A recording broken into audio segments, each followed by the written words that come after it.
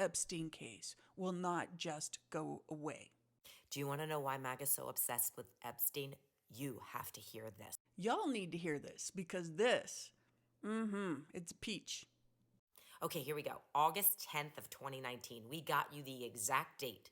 The President of the United States retweeted a story about the fact that Epstein had passed in a federal prison and that the Clintons might have had something to do with it, insinuating that Bill and Hillary Clinton might have unalived Jeffrey Epstein while in prison. The thing is, Trump loves a good conspiracy theory. He loves a good conspiracy theory specifically against his arch enemies, which at that time would have been the Clintons, because how dare Hillary stand up and run against him? His ego could not handle that. So what does he do? He shares this theory about Epstein. Now, very well knowing his involvement with Epstein, but he's like, this is going to do two things. This is going to get them after the Clintons, and it's going to get them looking away from me, which it did work for his base, but not for some of us over here. Okay, that's where it all starts. Short time later, he started using a hashtag Clinton body count. Okay, the president of the United States. You all remember that. He was like pointing fingers at them. Look, I'm not saying the Clintons are innocent, okay? I've never said the Clintons are innocent, but I've also never said that Trump is innocent. And when he's throwing around hashtags like this and he's pointing fingers like this, he's not thinking about the repercussions. And what were the repercussions? However, what started happening was D'Souza and some Lynn Payton, all these other MAGA influencers started using hashtag Clinton body count, and it started to pick up steam.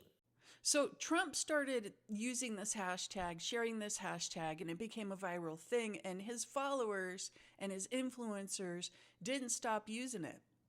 And it kept in their mind, the Epstein files, the Epstein files. Look, if we want to get at the Clintons, we need to get the Epstein files. Now, the Clintons are no longer a rival in running for presidency against Trump.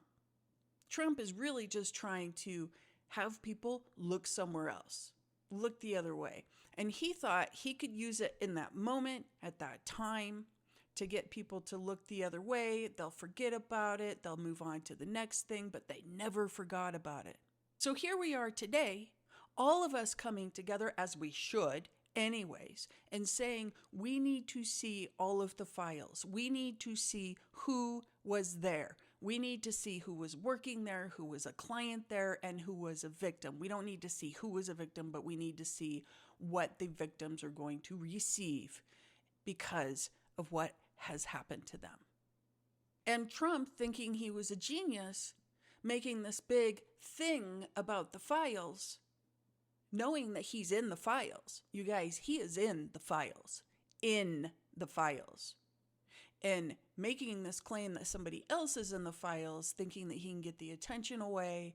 Files will never be released anyways because I'm president and it's not going to happen. And now we know we really got to release the files. And his base keeps saying release the files because we want to see Clinton in there. Fine, let's see Clinton in there. It's great.